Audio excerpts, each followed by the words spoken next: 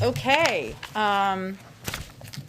Today joining us needs hardly an introduction, our National Security Advisor, Jake Sullivan, who will be previewing the President's trip, second foreign trip, later this week. And he'll take some questions afterwards, and then I will do a full briefing, or as long as you guys would like to do a briefing after that. With that, I'll turn it over to Jake.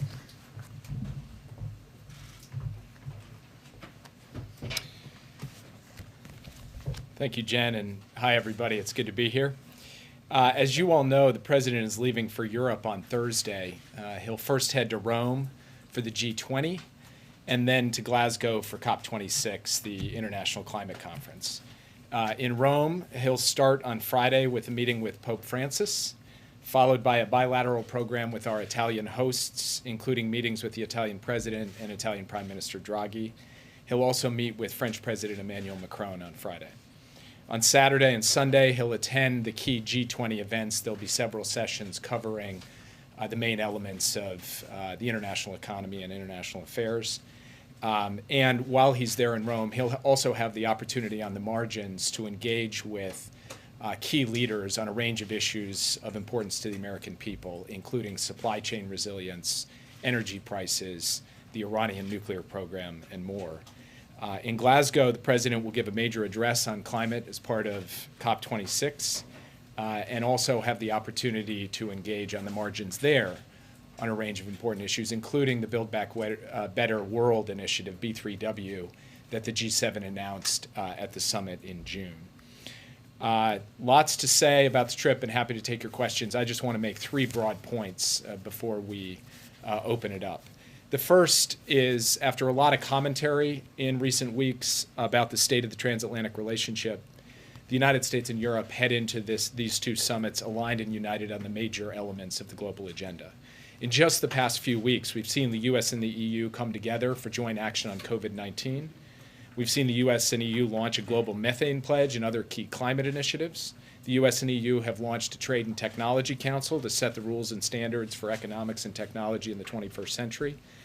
And President Biden and key European partners will sit down at these two summits to coordinate policies on Iran, on supply chains, on global infrastructure efforts, and so much else. I would point out that neither China nor Russia will be attending the summit in person at the leader level, largely, it seems, due to COVID-19. The U.S. and Europe will be there, and they'll be there energized and united at both the G20 and COP26, driving the agenda, shaping the agenda as it relates to these significant international issues. Second, the trip is going to give the President an opportunity to advance some of his highest affirmative priorities on behalf of the American people. You are going to see firsthand in living color what foreign policy for the middle class is all about. For one thing, he will cement progress on the global minimum tax, a major achievement secured with American leadership, with presidential leadership, that will help stop a global corporate race to the bottom and provide the resources that can be invested in workers and communities here in the United States. He'll be laser focused on supply chains and energy prices because he knows that these issues impact working families here in America. And in advancing the Build Back Better World initiative, the B3W initiative, he will show how a high standards, climate-friendly alternative to the Belt Road Initiative can help American firms and American workers compete globally on every aspect of infrastructure, from physical to digital to health. Third, I would just point out that we see no contradiction between pursuing ambitious and aggressive action to meet this pivotal moment when it comes to the climate crisis and supporting a sustained and swift economic recovery that delivers security and opportunity for the American people. The President, going into COP26, has committed the United States to decisive action this decade, a 50 to 52% reduction in carbon emissions by 2030, a doubling of our international finance commitment consistent with the $100 billion Paris goal, and he intends to make good on these commitments. He also intends to address the short-term imbalance in supply and demand in the global energy picture so that the economic recovery here in the United States and elsewhere around the world is reinforced rather than undermined. We can do both. We intend to do both. That's the agenda and the mindset the President will take with him when we go to Europe later this week. And with that, I'd be happy to take your questions. Yeah. Jake, back in June, you and the president said that there's no substitute for face-to-face dialogue with between leaders, and you signaled then that the President Biden and President Xi could possibly meet on the sidelines of the G20. That's obviously not happening since Xi is not attending. Do you see that as a missed opportunity either for the U.S. or for China? And how do you expect to make progress in the U.S.-China relationship if you can't even get these two leaders in a room together? And then secondly, the president suggested last week that one of the reasons OPEC isn't doing more to ramp up supply is because he has refused thus far to speak with the Crown Prince, Mohammed bin Salman. Will the president speak with the Crown Prince? Is there a possibility of a meeting on the sidelines of the G20 between the two? So on the second, I don't have anything to announce. We don't even know who is coming to represent Saudi Arabia at that event. So we will see what happens over the course of the coming days. On the first question, I was in Zurich just a couple of weeks ago meeting with Politburo member Yang Jiechi, who's responsible for foreign policy and national security policy for China. And he and I agreed that the two presidents will have the opportunity to have a virtual meeting before the end of the year. I don't have a date to announce today, but they will be able to sit as close to face as technology allows to see one another and spend a significant amount of time going over the full agenda. President Xi has chosen not to attend these summits. He's chosen not to leave China at all in calendar year 2021 to see any leader. That's, of course, his choice. So we are.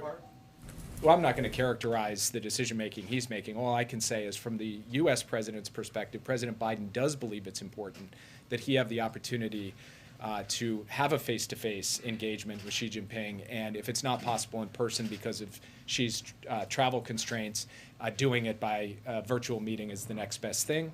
That's what we're intending to do, and we're intending to do that because in an era of intense competition between the U.S. and China, intense diplomacy at the highest levels, leader-level diplomacy, is vital to effectively managing this relationship. Thanks, Jake. Just broadly speaking, as we're now looking roughly 48 hours before the president lands here, you just said the president intends to make good on these commitments as they relate to climate change. How important is it, in your view, that he lands in Europe with this deal secured here at home as it relates to climate change in terms of convincing allies that he will make good on this promise?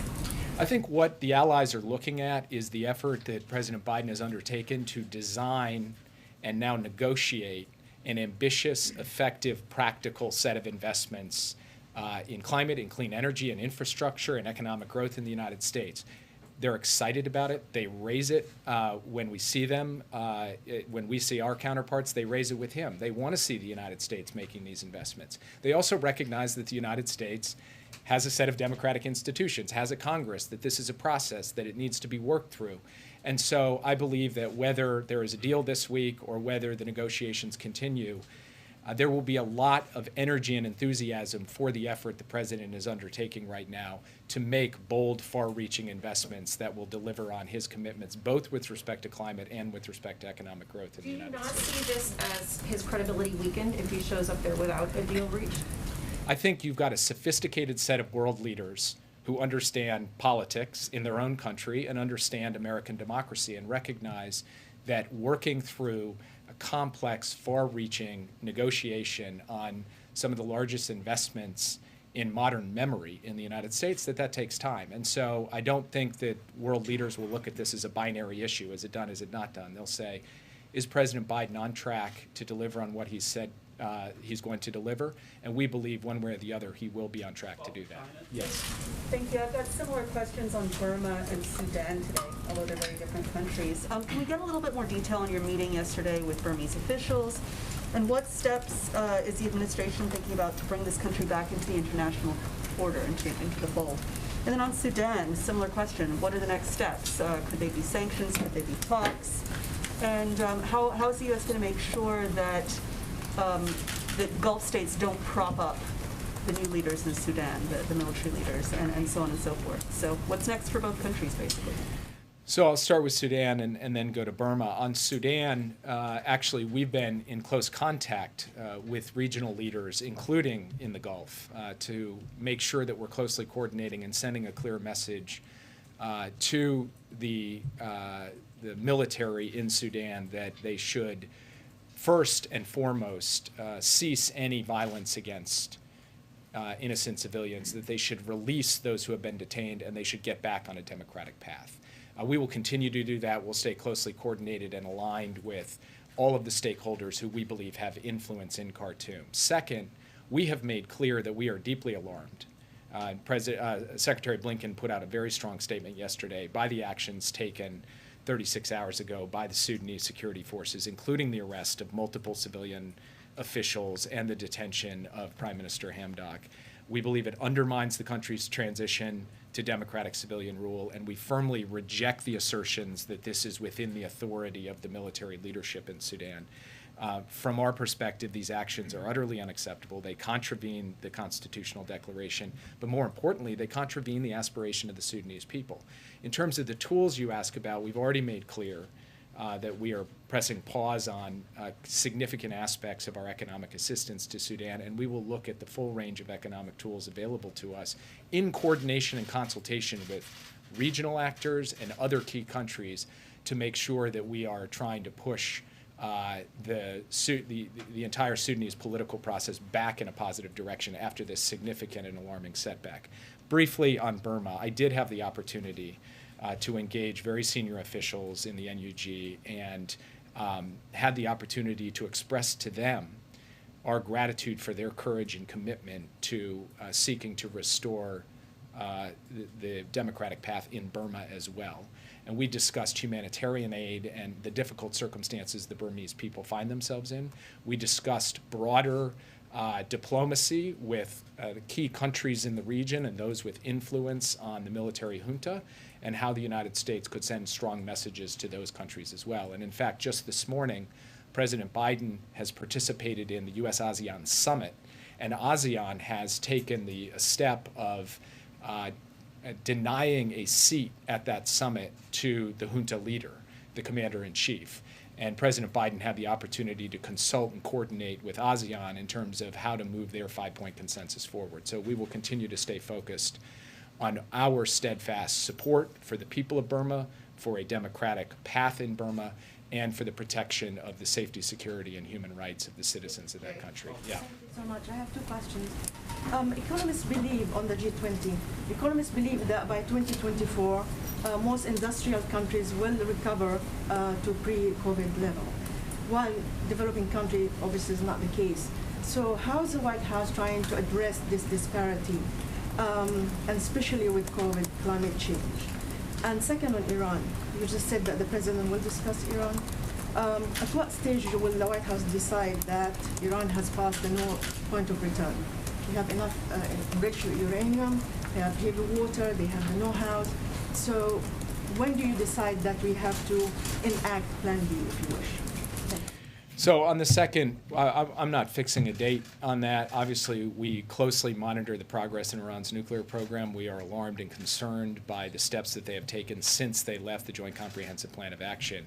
Within the Joint Comprehensive Plan of Action, there were constraints on that program that were significant and substantial. We had a lid on that program. Now we do not, because we don't have that deal. So our first and highest priority is to get back to the table and get back to a deal that does, in fact, place a lid on Iran's nuclear program. In terms of emerging economies around the world, I would just highlight three things that will be on the agenda over the course of the next 6 days. The first is the capacity to recycle special drawing rights from the International Monetary Fund to help emerging economies be able to deal with the immense fiscal burden that COVID-19 has inflicted on them. And we're looking forward to having a strong and ambitious statement on that. The second is debt relief, forms of debt relief that we want all of the G20 countries to sign on to together, and the United States will be pressing for that in Rome at the leaders level. And then third and finally, when it comes to climate, on both the adaptation and the transition and mitigation side, President Biden stood up at the UN General Assembly and said, we are going to double our commitment to international climate finance to help less developed countries be able to make this transition effectively. We think that is an effective and very affirmative way for us to contribute to the problem that you're talking about. Yeah. Just to follow up on Iran, you've been very patient. The talks have ceased. How long is this window going to be open in terms of diplomacy, and what's the second strategy if that doesn't work? So I'm not going to negotiate from the podium, but I will say that part of the reason the president wants to have the chance to coordinate closely with our European partners, particularly with the E3, who are part of the talks, is for us to have a united front after the 4 years of division on the Iran policy in the last administration. And we will be sending clear messages to the Iranians, as we have been doing over the course of the past few months, that this window is not unlimited, that we do need to see a return to diplomacy and progress at the diplomatic table, and that we, of course, retain all other options to be able to deal with this program as necessary. But beyond that, I'm not going to comment further because we believe there still is an opportunity to resolve this diplomatically. Yeah. A couple of questions. One, with the meeting with the Pope, especially on the matter of abortion, what do you anticipate will come from that meeting, specifically as abortion is moving? It's changing here in the United States with the pending court case happening on December 1 in the Supreme Court, and other states creating very restrictive abortion laws. The other issue, Haiti is now more of a world issue than ever before. Will that be part of the agenda? And also supply chain. What is the reality coming out of this meeting that things will open up with the supply chain issue here? Three very distinct issues. On the first one, I'm going to defer to my colleagues on domestic policy on that question. I will say that the main focus of the meeting with the Pope, first there'll be the obvious personal dimension. The President and the Pope have met 3 times before. This will be their 4th meeting. They've exchanged letters, and they will have a chance just to reflect, each of them, on their view of what's happening in the world. On policy issues, of course, in the international realm, they'll be talking about climate and migration and income inequality and other issues that are very top of mind for both of them. But as respects the issue that you raised, I would defer to others who can speak to that more expertly than I can. On Haiti, yes, this will be a topic of conversation with other countries at the G20, because what we're dealing with in Haiti is an acute situation as it respects the creeping encroachment of the gangs into the political and economic and physical space of Haiti, as it relates to ensuring that Haiti is getting the kinds of investment and international aid that it requires, and the United States has to step up and do its part, but other countries that have a long-standing relationship with and role in Haiti's development also need to step up as well. And then finally, with respect to supply chains, what the President is hoping to do at the G20 is have the opportunity to get key countries aligned around some basics. For one thing, transparency. How do we know at every level where there may be bottlenecks or breaks in the supply chain so that we can quickly respond to them? How do we, and so there's a transparency piece. There's a piece related to COVID-19. How do we make sure that in those critical places that if factories shut down, it has downstream effects that harm American workers, that we are getting support from the point of view of COVID response to those areas, and other things along those lines that are highly practical. The President wants to try to have a roadmap coming out of the G20, building on all the work we've done for the past few months that helps ensure that we are smoothing out the supply chain issue as we head into 2022. Yeah. Thank you. A lot of the work at the G20 typically happens at the ministerial level leading up to the meeting, with heads of state and government officials coming to dot I's and cross T's. What concrete actions can we expect out of the G20? What are some of the things that you anticipate?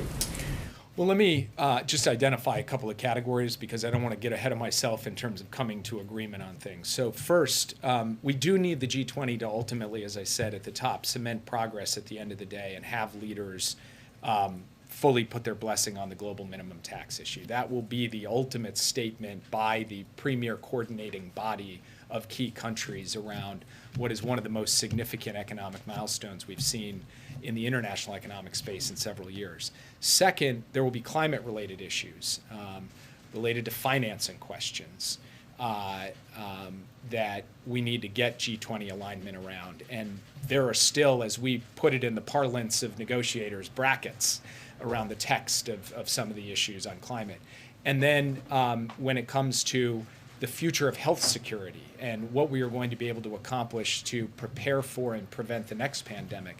There are also open questions that will be worked right through the weekend to try to make progress to show that the G20 is aligned not just around effectively dealing with COVID-19, but putting in place a circumstance where we're not going to face the same challenges in the future. Those are some of the big areas I think that we're going to end up focusing on. Okay, Yeah. thank you for doing this. On the Pope, real quick, is that do we characterize that as a formal visit or a personal visit? That is a good question for which I don't have. I'll put it this way: there will be a formal portion to it insofar as the president will have a delegation with him that meets with the Pope in a delegation, and then of course they will have the opportunity to visit personally as well. So I might say both. Are you in a position to commit that we'll be able to see at least part of this meeting? I'm in a position to commit that I will turn that question over to Jen Psaki, who will be able to handle that with you. Just real quick, one other though, because you're taking unrelated questions here. On ISIS-K, the president had said over the summer that the United States would retaliate at some point of our choosing. What is the status of potentially retaliating against them or seeking those that were responsible for what happened in Kabul? Well, first I would point out that in addition to the strike that CENTCOM has spoken to, I believe it was on the 29th, there was a second strike that we took, a strike outside of Kabul against an ISIS-K facilitator. So we have had our initial response to that. It was, in our view, a successful and decisive strike, but it's not the end of the matter from our perspective. We will continue to identify and action targets. We believe that we have demonstrated the capability to do so, and obviously I can't put a time or a date on that, but it's something that remains a high priority of the president. On Sudan, if I could go back to the military takeover happened just hours after Special Envoy Feldman left. How surprised was the administration by the timing of how that happened? Did he come away believing that there was a level of normalcy there, or at least status quo? And then second, I was wondering if you could meet on the bones of Secretary Yellen's meeting with her Chinese counterpart, or her conversation, where she frankly raised some concerns. What were those concerns that she raised?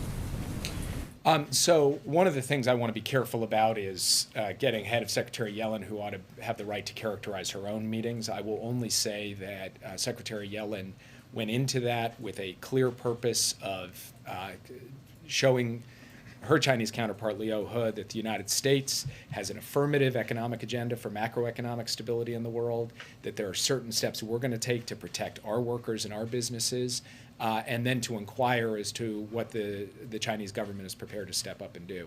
I'm not going to get into the specifics of the concerns, but I would refer you to her insofar as she wants to read that meeting out. Otherwise, how she manages that relationship, I really want to leave in her hands. On the question of Sudan, part of the reason that Special Envoy Feltman was there having intensive meetings is because we've been worried for some time about political stability in Sudan, about the fragility of the democratic process there. But I can't speak to, whether he thought the exact time frame was going to be the time frame. I can say that the very purpose of his intensive diplomacy in Sudan was to address the fact that we were up against a circumstance in which there were a lot of forces pulling at this fragile effort to move towards a democratic constitutional order. Yeah. Thank you, sir. After his first round of talks with the Chinese, the president's special envoy on climate, John Kerry, noted that his Chinese counterparts see a contradiction and that the United States is pushing them to reduce carbon emissions, and yet at the same time, the United States is sanctioning solar panel production. How does this president see the interplay between human rights and climate change? And is there any scenario where he would weigh one above the other? The president fundamentally believes that we can both take a strong stand against forced labor, against slave labor, anywhere it occurs, including in Xinjiang, and at the same time cultivate and develop a robust, resilient, and effective solar supply chain. There is no reason that the United States or any other country should be forced to choose between these two issues. There's nothing structural, when you think about the fundamentals about why that should be the case. And so the president is determined to produce an outcome in which we can both get the solar deployment we need and we can stand up unapologetically and unequivocally for our values. Yeah, on China. Thank you very much. Sure, go ahead. Real quick, a different subject. China. It's reported today that there are some 500,000 fewer people going to enroll in college in the fall. For education purposes, that estimates also that because of that, some vital roles, some vital jobs will be unfulfilled in aerospace and other industries where we have to compete economically. The president has said that economic economic competition with China is the future. How can we compete economically if we don't have an educated populace? Do you consider that a national security problem? I do consider it a national security problem. In fact, it's Dr. Biden who has repeatedly said, and the president frequently quotes her, that any country that out-educates the United States will outcompete the United States, and that is a fundamental national security issue. Korean Peninsula issues. A week ago, Special Representative Song Kim said he's hoping to continue to talk about the declaration to end the Korean War. And I'd like to ask you how seriously White House take that into consideration when it comes to the policy towards North Korea, and if you think it can be a catalyst to start the conversation with North Korea. I do not want to go too far publicly in terms of our intensive discussions with the Republic of Korea government. I will only say that Special Envoy Sung Kim's recent discussions have been very productive, constructive, and we may have somewhat different perspectives on the precise sequence or timing or conditions for different steps, but we are fundamentally aligned on the core strategic initiative here and on the belief that only through diplomacy are we going to really truly be able to effectively make progress, and that diplomacy has to be effectively paired with deterrence. So on the specific issue you raised, I don't want to get into it publicly. I will only say we're going to continue the intensive conversations with them. On Afghanistan, I'm wondering what you are hoping to get out of the G20 discussions on Afghanistan, and if you could talk a little bit about it. There's a sense that Russia and China have been blocking efforts led in part by the U.S. to deliver humanitarian aid without recognizing the Taliban government. So could you kind of flesh out the state of play there? So the G20 had a leaders meeting by video conference on China a couple of weeks ago. It's not one of the core agenda items when we go. The president will obviously be able to consult with others to see how we can effectively get aid to the people of Afghanistan without recognizing or maneuvering that funding at its core through the government. I think the characterization on Russia and China, I would take a little bit of issue with that. I think that we can have constructive conversations with both of them. It will be more difficult to do in this circumstance because neither Xi nor Putin will be there.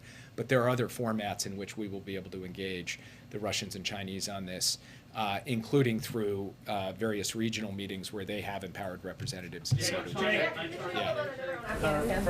to follow up on your comments on Haiti, you spoke generally, but there are 16 Americans who are still being held hostage there by one of the gangs. I know this is a law enforcement matter, but what is this building specifically doing to help free the Americans? What urgency do you feel on this issue, and what does it say about the security situation? So I personally give an update on this issue every single day to the president, who is taking a deep interest in making sure we get every single one of those people home safely. The main thrust of our effort thus far has been to deploy a significant number of law enforcement specialists and hostage recovery specialists to work closely both with the ministry, the families, and the Haitian government to try to coordinate and organize a recovery.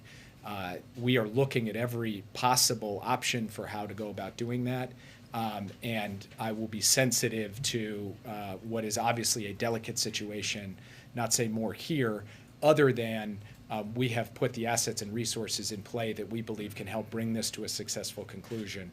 But these things operate and have operated in Haiti historically on different timetables, under different circumstances, and so we need to manage this situation as carefully as possible so that at the end of the day we achieve our objective, which is the safe return of every single one of those, both adults and children. And the children aspect of this is something obviously the president is quite focused on, to make sure they're taken care of and that they get home okay. It's going to take one more question. Yeah. Japanese Prime Minister Kishida say he will participate in the COP26 in person. Do you expect President Biden will meet with Japanese Prime Minister Kishida there? If so, what are the main topics? So President Biden had the chance to speak by phone with Prime Minister Kishida when he secured his position as Prime Minister. They had a very good conversation. It was substantive and detailed on key issues, including regional security and global issues like the economic recovery and climate change. And I'm sure they will have the chance to see each other at COP26 if the Prime Minister is there. As for meetings, we're not at this point in a position to announce any bilateral meetings at COP26. I'm going to turn it over to Jen. Thank you so much, Jake. Okay. All right. We are going to continue the briefing. Thank you, Jake, for joining us. A couple of items for all of you at the top. Yesterday, the Treasury Department released new data on the Emergency Rental Assistance Program, which shows that through September, state and local emergency rental assistance programs accelerated distribution and have now made more than 2 million payments to vulnerable households, totaling more than $10 billion.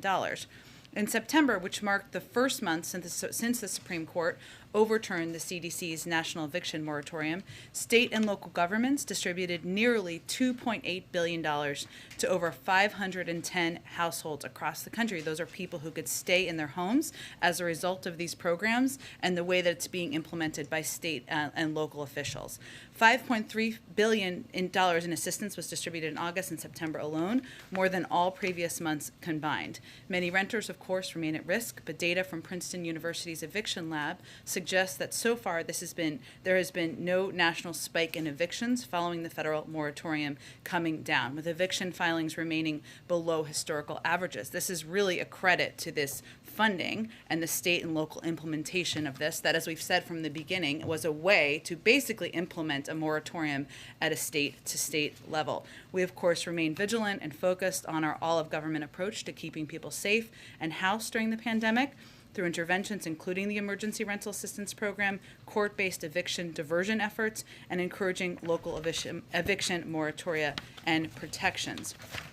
Also wanted to note as an update, and this didn't come up, but I thought we might have, but an update on our global vaccination efforts. As you know, every day we continue exploring and pulling every unique lever we can to get vaccinations out to the world, both in the near and long terms. It's not just sharing doses that all countries more doses than all countries combined, and committing to donate over 1.1 billion doses, but also supporting an IP waiver at the WTO and calling on every country to do more. We know there's immediate urgency for so many countries, which is what is exciting about today's announcement of a U.S. brokered deal between the African Union and Moderna to get doses to the continent with much needed urgency. This deal will get the continent Moderna doses that have been long awaited and in high demand. And as you all have noted and asked me about in the past, Africa and African Union is a part of the world in great need, of course, of additional assistance, and it will help them get the need in procuring more Moderna vaccines. We will defer delivery of approximately 33 million doses of Moderna, of our own doses, between December and February that were originally intended for the United States, so that the African Union can instead purchase and take delivery of those doses. And this unique arrangement will help facilitate an agreement between the African Union through its vaccine acquisition vehicle and a U.S. manufacturer, Moderna, for a supply agreement for 50 million doses with an option for a further 50 million. This is on top of the 55 million doses, if you're all keeping track of the numbers here, that we have shipped to Africa to date, the 17 million doses of Johnson & Johnson that will be sent to Africa in the coming weeks, and tens of millions of Pfizer vaccines that will be shipped. And one more item, because if you join the press team, you get married. That's my promise. And Emily is here because I asked her to come out here because Emily is getting married on Saturday, and we're very excited for her. So we just wanted to celebrate. Now, what it is. Now, I'm going to have to get more creative with the next people who get engaged and married, but I did bring her a sash because everybody liked the sash that Chris had so much. So you have to come up here, Emily. And I feel like this is just a moment, oh, there we go, to talk about, just briefly, Emily, who has been a part of the team since the spring, and we stole from Congressman Adam Schiff. Thank you, Adam Schiff, again. She came from an Intel background. We asked her to become an expert on the economy. She's gotten her master's degree in economics and been just an incredible member of the team. The last thing I will say is nobody can call or email Emily while she's gone on her honeymoon. Call me, Chris, Kareen, any of us. She can throw her phone in the river. Okay, with that, while she gets married. Amr, go ahead. Great sash, and congratulations. Any updates in the 2 days before the president leaves on who he'll be talking to get his social services and climate change plan done? And then, is there any reaction to criticism on the billionaires' tax as being too cumbersome and open to legal challenges? Are you guys going to stick with that? So on the first part of your question, the president will have more members down here today. He could certainly have more members down here tomorrow, and we will keep you abreast of all of those. But he has flexibility in his schedule to ensure that he can make those calls, he can invite people into the Oval Office, and obviously this is a top priority to keep moving his agenda forward in advance of his trip.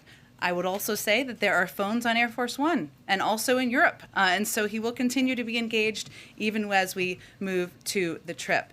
As it relates to the second part of your question was about the taxes component. Yeah. Well, as we've talked about a bit in here, when the president proposed his initial Build Back Better agenda, he rolled out a series of tax reform initiatives that were as important to him as the investment initiatives, because he feels that our tax system is unfair, that it's outdated, and that it was long in need of reforms. And so you're referring to what has been shorthanded out there as the billionaire's tax, is an idea that has been put out there by a number of members of Congress, including our friend Senator Warren, and it is one of the ideas that is under consideration and discussion. I will note that there are a lot of different tax proposals that are out there that are being discussed by members right now as a means of not just paying for the package, but again, making the system more fair, including a corporate minimum tax that would include a 15% corporate minimum. As a reminder, 55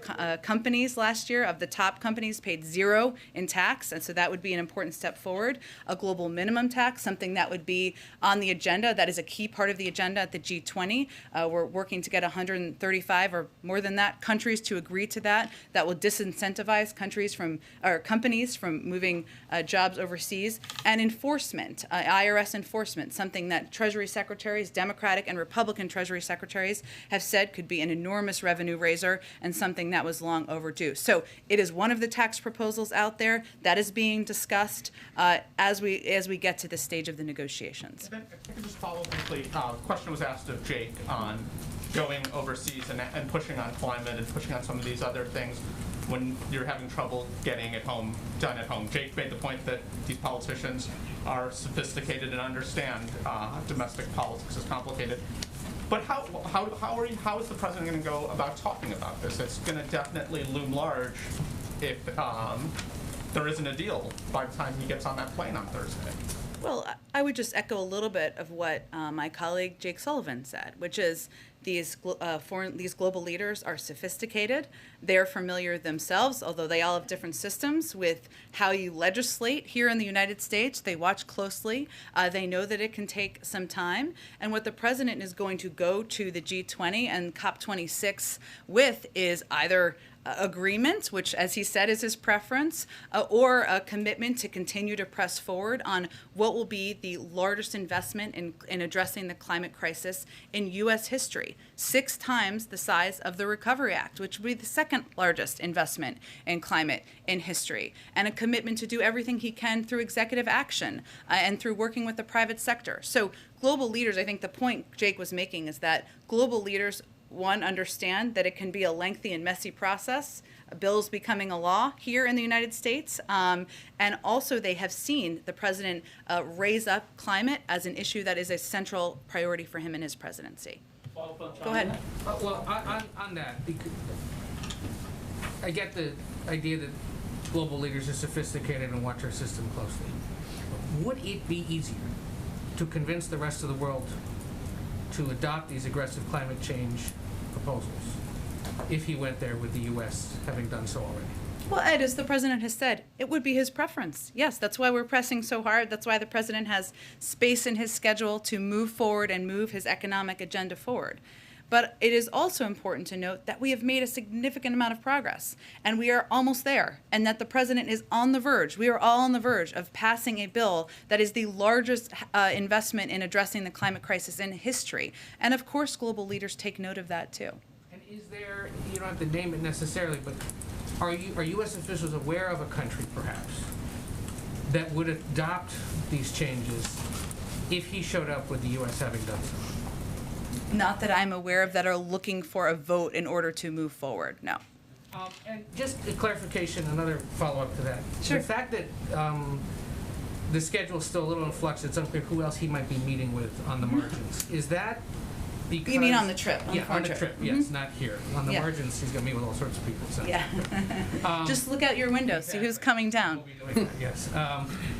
Is that because of sort of pandemic-related scheduling issues and planning issues with this meeting, or is it, why would we not know yet, perhaps, that he's meeting with certain leaders, whether it's somebody from Saudi Arabia or potentially Turkey? Obviously, Russia and China won't be there. There are some countries, as Jake noted, where they haven't finalized or they haven't maybe announced who is going to be traveling. That is true.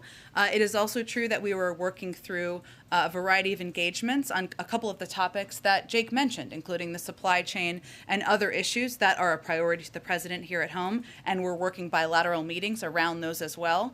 So it's nothing more than a typical lead up to a trip scheduling process, but there are some, of course, changes where some people are remote or we're looking for the final delegations as well. China Go ahead. follow-up. So the president's going to be going to Virginia tonight. Obviously, the vice president's going to be adding another stop on Friday.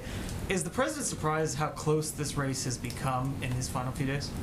Well, Mark, I've learned my lesson. I'm not going to do any politics from here or political analysis. I can confirm that the president is going to Arlington later this evening, and that is my hometown as well, and of course the vice president as well. But beyond the scheduling details, I will leave political analysis to my friends over at the DNC. Sure, and then obviously on the trip, former President Obama is going to be going to Scotland. I'm just curious, to Glasgow, I should say. I'm just curious, why would the president want the former president to be there with him by his side? What is he hoping to accomplish? And should we read anything to that it's President Obama going and say not Vice President Harris? Well, first I would say this is a global crisis that needs the power, the influence, and the impact of every current and former leader who's willing to go to Glasgow or stand up and shout that from the rooftops. So President Biden certainly welcomes the fact that his friend and former President Obama will be traveling there. They're not there at the same time. There's a bit of a gap between their visit, and as you know, it's about a 2-week trip, COP26, so there is plenty of time for many prominent officials and prominent leaders to speak out about the climate crisis. As you know, it's not typical for presidents and vice presidents to travel together or to go to the same trips, so I think it's a reflection of that, and the vice president, of course, will be traveling to France soon as well on her own diplomatic trip. And last question for me on the economy. I don't know if you saw the New York Times this morning about the cost of Thanksgiving could be some of the highest that we've seen in a long time. We've obviously heard the president talk about gas prices as well. He was asked last week on that CNN town hall. Would there be a price that gas would have to get that the president would say, okay, now's the time to tap the Strategic Petroleum Reserve? Well, the president reserves a range of options, and he is certainly quite mindful of the impact of any increased cost on the American public. There are a range of factors here which we could delve into, but I will say that on gas prices, one of the issues that Jake referenced, and obviously as we have more details on what this may look like, we'll share it with all of you, is being able to raise our concern and the president's concern about supply issues as it relates to oil, and that's something that certainly he can do on the international stage, and there's a power of the president of the United States engaging on that front. That issue has been raised raised at Jake's level, at a range of levels throughout government. But certainly the supply and OPIC and putting additional pressure on OPIC is something that that certainly our national security team will continue to do. I will also note that as it relates to gas prices, we remain concerned about trends we have seen where even as supply has increased at times over the last several months, we've still seen heightened prices. The FTC, we've asked the FTC to look into that. They've said they were doing that. But as it relates to costs, there's a number of steps. So let me just give you just a brief update on one step we are taking at the ports that is new, kind of new information. One, I would note that one of the, and this is not about gas prices, but just about the movement of goods, which is certainly something that is impacting, I think, a lot of people across the country. One, I would note, and I thought this was an interesting fact, both ports, the Port of Los Angeles and Long Beach, that we've talked about a lot because of the huge amount of volume that goes through them, are moving an unprecedented amount of cargo this year. So one of the challenges, we've talked about this a little bit, but I'm going to put some numbers on it. Both ports are moving 19% more containers than at the same point in 2018, which was the previous record. And the ports remain on target to outpace the previous record of 17.5 million containers processed in 2018. That's because of a range of factors. People are buying more things online.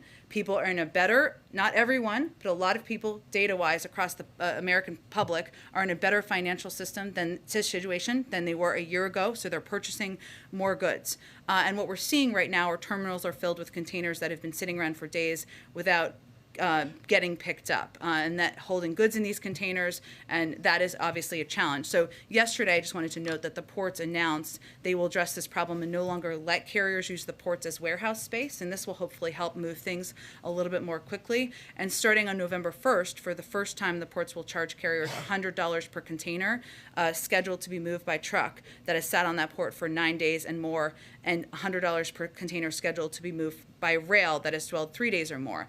The charge will increase $100 per container per day. So I'm using that example just because we are continuing to press on ways to address issues in the supply chain, which some are at ports, some are at rails, some are at limited in drivers, et cetera. Go ahead. If I can ask you about the agenda as it relates to Build Back Better Yeah. right now, there's new haggling among Democrats, certainly among moderates, as it relates to paid family leave right now. Can the president support any reconciliation bill that includes no paid family leave? Well, as you know, the president proposed 12 weeks of paid family and medical leave because he thinks it is long outdated, that this is something that should be a reality for parents, mothers, people who have need either for childcare or elder care across the country. That's what he proposed.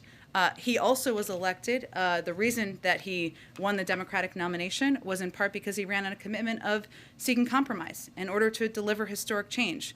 That's exactly what he's working to do, and that's what we're seeing play out right now. We know, and I've said this before, it's not going to be everything that he wants in this package. There isn't a final conclusion about what the key components are. We're going to continue to fight for paid family leave to be in the package. So would he accept, so to be clear though, I know what he proposed, would he accept a package that included no family leave? I'm not going to litigate that from here. I think I would remind you what he proposed. And also I would note that there are a lot of incredible advocates in this town for a range of issues. Childcare, paid family leave, universal pre-K. A lot of these people have been fighting with their heart and soul for decades to get these things done. We are right now on the verge of making a number of these policies law. And there are realities of governing and realities of policymaking, including the fact that the alternative to what is being negotiated is not the original package. It is nothing. So what we're really facing right now is a question of whether people are going to support the largest investment in climate and clean energy. Do they want to be a part of the largest investment in early childhood education in history? Do they want to make healthcare more affordable and accessible? Or do they want to let the perfect be the enemy of the historic? And that's what we're talking about right now in these negotiations. Throughout the campaign, the president, I can pull up some of the dates over the course of the campaign, when he said to large Democratic audiences, says, we're going to get you things like tuition-free community college, we're going to get you paid family leave. As we look ahead, as Mark was just noting, to the president's travels to see Terry McAuliffe today. What do you say to those disillusioned Democrats right now who feel like they put their marbles in this basket and they're not going to get a lot of the things that they believe they were promised would come from Democrats in this administration, in this Build Back Better First, we would agenda? say we are going to get those things done. gonna Second, believe we it. would say he's 9 months into his presidency. Second, we would say what we're talking about here is the largest investment in addressing the climate crisis in history, 6 times the size of the Recovery Act. We're talking about the largest investment in childcare and early child education, something where we're putting in place a structure that can be built on, just like the Social Security Act, the Affordable Care Act. We're talking about expanding access to health care. These are all components of what the president ran on and what he promised, and they all would have a huge impact on people's lives across the country. So do you want to be a part of that, or do you want to be a part of nothing? Because those are the alternatives. And if you don't get that, who should these disillusioned Democrats hold accountable? Well, look, Peter, I think what we're talking about here is the realities of governing, negotiating, having 50 members of the Senate, not 60 members of the Senate who are Democrats, and the fact that we are still on track to get a historic package through Congress without precedent in history. And that's something that Democrats have a right and should be very excited about. Go ahead. Hey, Jen. You said this morning that the president had a little extra pep in his step after that meeting. Were you up very early this morning? No, I watched it Sounds after. like? Okay. But you said that he had a little extra pep in his step after that meeting with Senator Manchin on Sunday. Is that because there was any agreement on any specific provisions, such as climate change issues, for example, or some of the other outstanding issues, or was it just a kind of general sense that things are moving in the right direction? There was agreement on the need to move forward. Agreement on the need to make these historic investments in childcare and elder care and expanding access to health care. And there are important discussions now about exactly how to do that. That's where the stage we're at right now. But he was encouraged by the discussion in the meeting he had with Senator Schumer and Senator Manchin. Given the outstanding issues on climate, was there any specific progress on those issues? I mean, the president is heading to the summit in a matter of days. You know, can you give us an update in the spirit of the transparency the president showed last week at the town hall in terms of the specific issues being negotiated? Well, let me talk to you about a couple of the components. I mean, what we're looking at right here on climate specifically, again, I've said a couple times, historic investment, many, many times larger than currently the largest investment in climate change or addressing the climate crisis in history. But what we're talking about here, some of the areas of consideration are creating new grants and loans to support industrial sector decarbonization from steel, cement, aluminum, in addition to expanding relevant tax credits to support this goal. Creating targeted manufacturing credits that will help grow domestic supply chains for solar, offshore, and onshore winds, with some of those credits targeted to auto and energy communities. Expanding access to rooftop solar and home electrification to yield consumer savings. Expanding grants and loans to rural co-ops to boost clean energy and energy efficiency, and expanding grants and loans in the agricultural sector. So what we're talking about there is really in a cross-sector industry, a range of industries, obviously agricultural, industrial, and also to consumers, incentivizing what we all need to be doing, which is moving toward a stronger focus on addressing the climate crisis. Just on Facebook, the president hasn't really weighed in too much in a substantive way on the revelations that we've seen from these leaked documents, the hearings that have happened in Congress. I'm wondering if we can expect to hear from the president directly on that soon, and if you could perhaps lay out his position as it currently stands on those issues. Well, he has a couple press conferences coming up on his foreign trip. He answers questions several times a week, as you know. I will say that, as the president has said before, he has concerns about the power of social media platforms to and the lack of progress in addressing issues like vaccine disinformation and election disinformation. And I know there's been a range of reports out there about what he's looking to see and who's representing his interests. Here's the truth. If people are representing his interests at any of these social media platforms, they do more to crack down on vaccine disinformation, on election disinformation. And he's talked about his support in the past for reforms to Section 230. That remains his position. And obviously seeing not just the testimony, but some of the revelations that have come to light is a reminder of the needs for some of these reforms. Go ahead. Jen, just to quickly follow up on the climate question. Yeah. One thing that we've reported is a methane fee on oil and gas producers. How much of a setback is that for you and your overall methane and climate goals? Well, I know that some spokespeople from Leaders on the Hill have conveyed that it was still a part of the discussion and negotiation, so I would point you to that. So it is, from your perspective. I would point you to leaders and members on the Hill who have spoken to this recently. Okay. And what's your message to people like Representative Jayapal, who said that they want to see both of these things, the infrastructure, the broader Build Back Better bill, voted on at the same time? Is that something that you're okay with if that means pushing things out a couple of weeks? We'll leave the mechanics to Speaker Pelosi and Leader Schumer. Obviously, the president continues to want to get both pieces of legislation done. We are in regular touch with Congresswoman Jayapal, who we've been working with through every stage of this process. Go ahead. Following up on this climate question, you just listed these historic investments, grants, loans, tax credits, manufacturing credits, you said, but environmentalists are pretty vocal about this. They say you need penalties in order to get industries to make these major conversions that they need to make. So how do you get to these 2030 goals, focusing on incentives? Well, I would note that there have been also outside experts who have provided analysis that says that there are a range of ways to reach our goals, to reach the bold, ambitious climate goals that the president has outlined, including a number of the steps that I have outlined here. You're talking about the Rhodium Group. They say there are a lot of ifs. They say all must act, that you need Congress in order to do this. You don't have Congress right now on a lot of these. We are working with Congress on a historic investment in addressing the climate crisis, the largest by many times in history. So that is what we're working toward. Jen. Go ahead. I was wondering if you could walk us through what happened with Turkey over the last couple of days. There was this threat to expel our ambassador. Then we issued the statement confirming our compliance with the Vienna Convention. And so I'm wondering, should that statement be read as us in any way retreating from the letter that we put out that sort of kickstarted this whole thing, that said that the continued detention of that philanthropist there was a shadow over, respect for democracy and the rule of law? It should not be seen through that light in any way. Obviously, we continue to speak out about the detainment of activists, of journalists, of individuals around the world, including in Turkey. And we also raise issues privately and publicly where we have concerns, as we have in this case. Turkey remains a NATO ally, a country that we will continue to work with on a range of joint shared interests moving forward. There's a number of issues, but also on defense contracts with Turkey. Is there any plan for the president to meet with President Erdogan at these upcoming summits? We have space, as I think Ed noted, in the schedule, which we're working to finalize for additional bilateral meetings.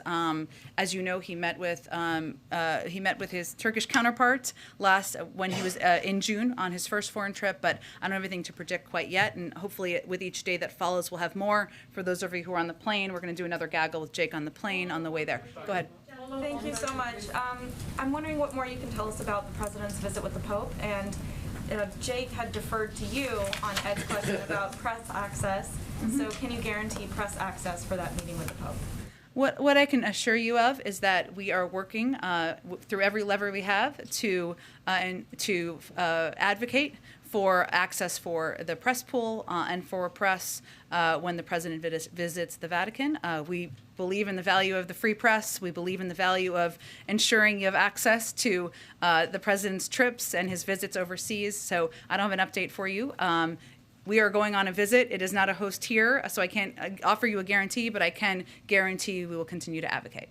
And one more on Saudi Arabia as well. Yeah. This weekend, 60 Minutes interviewed exiled Saudi ex-intelligence official Dr. Saad al-Jabri. Former acting CIA Director Michael Morrell has said that the information relayed by Dr. Saad has saved American lives. So first, what does the U.S. and the intelligence community owe Dr. Saad for the lives he has helped to save? And his children are being currently imprisoned in Saudi Arabia. So what is the U.S. doing to secure their release?